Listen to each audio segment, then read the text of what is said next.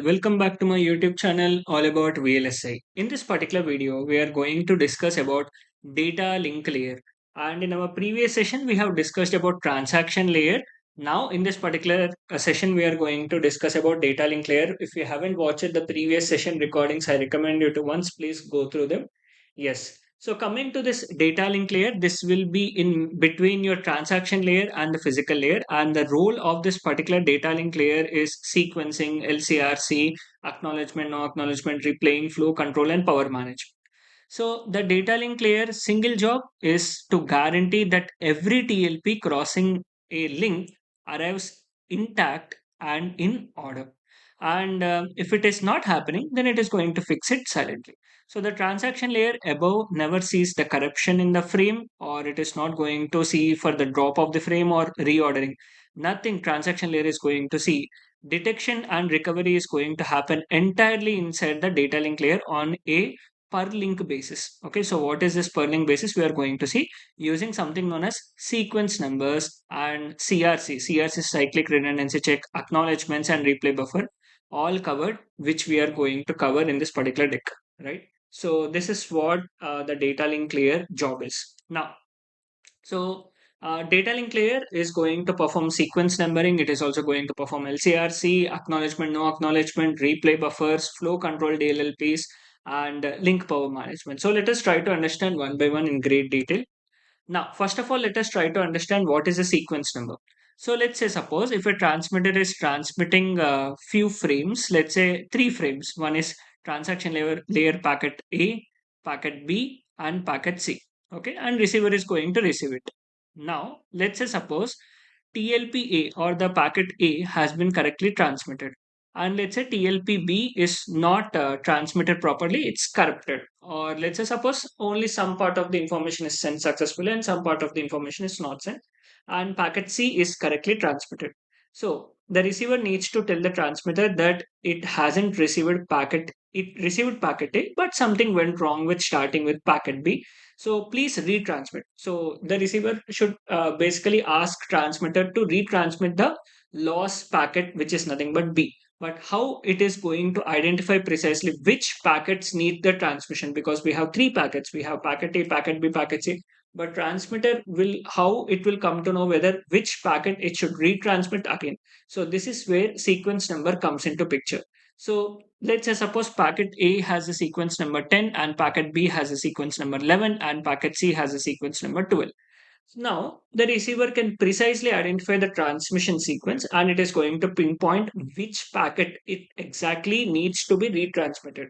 So, let's say suppose if it needs packet B to be retransmitted again, it is going to tell, I want sequence number 11, which is associated with packet B. Can you please retransmit again? So, transmitter is going to check it out and it is going to retransmit that particular packet which is associated with the sequence number 11. So, this is how the sequence number is useful for retransmitting a lost packet. And this particular sequence number is a 12-bit sequence number. So you can have total 4096 unique values. And we are going to have the range from 0 to 4095. After reaching 4095, the counter is wrapping back to 0. And this is known as sequence number rollover. So after 4095, we are not going to have 4096. We are going to have the sequence numbers again from 0. Okay.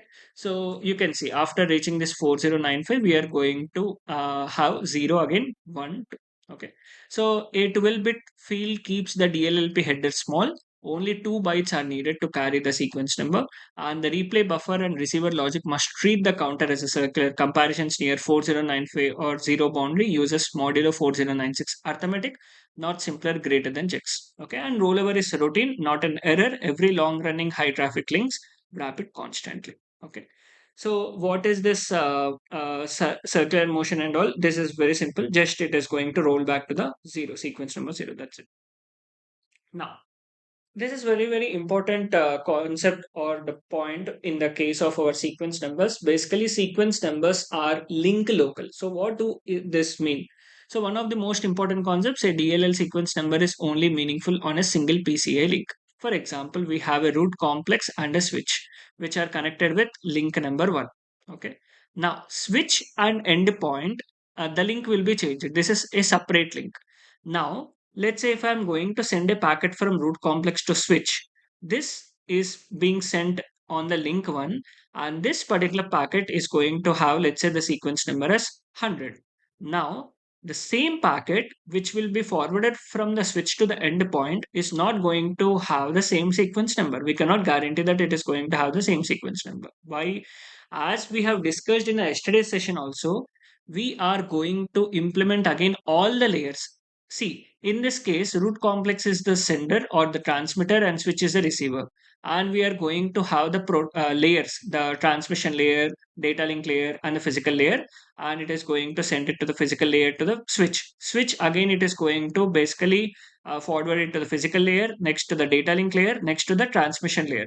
Now, after receiving that particular packet, it is again going to transmit it to the data link layer, physical link layer to the endpoint. So every particular intermediate, it might be a switch or it might be endpoint or it might be a root complex, it should perform the packet through all the particular layers. So that's the reason this sequence number cannot be guaranteed same on the both links. So this is basically a link local. Okay. So we have same TLPs, different sequence numbers on each hop. The TLP transaction layer content is logically unchanged as it crosses the switch, but each link runs its own independent data link layer reliability mechanism with its own counter. So here the transaction layer on the link 1 and link 2 transaction layer will be the same, but the data link layer will be different. It is going to have different sequence numbers. Okay. Now, so assigning and checking sequence numbers, let's say suppose if the transmitter is going to have the sequence number is equal to 100 and it is sending a packet, and it is also going to append a CRC byte over here. Now, so the next sequence number is equal to 100. So this is the sequence number associated with this particular packet, which is equal to 100. So receiver, when it is basically trying to expect the sequence number to be equal to 100, if the expected sequence number is 100 and the received sequence number is equal to 100, then what is going to happen? Then is going to accept it. Okay. And this check is going to repeat for all the other sequence numbers. Now, let's say suppose if the transmitter is going to send a TLP with sequence number is equal to 10, receiver is going to receive, expected is 10, received is 10, it's correct. Now, what is going to do? So what is receiver is going to do? Receiver is going to send the acknowledgement that it has successfully received the transmission layer, the TLP sequence number, which is equal to 10. Okay. Now, and very important point over here is PCI acknowledgements everything up to and include the stated sequence number, not just for one packet. For example, if I'm going to send sequence number 10, 11, 12, 13, 14, now what is going to happen is instead of sending acknowledgements to individual packets, what is going to happen is after sending the last sequence or the last packet, acknowledgement is sent to all the 14 packets at the same time. So I have successfully received everything through sequence number 14. Okay. So the transmitter can now remove all this acknowledgement TLPs from its replay buffer. One acknowledgement clears the holder. So what do I mean by replay buffer? In the next slide, we will see. But here, it's an important point over here is acknowledgement is not sent to all the particular packets. Acknowledgement is sent after receiving all the packets successfully. Okay. Now, let us try to understand what is replay buffer.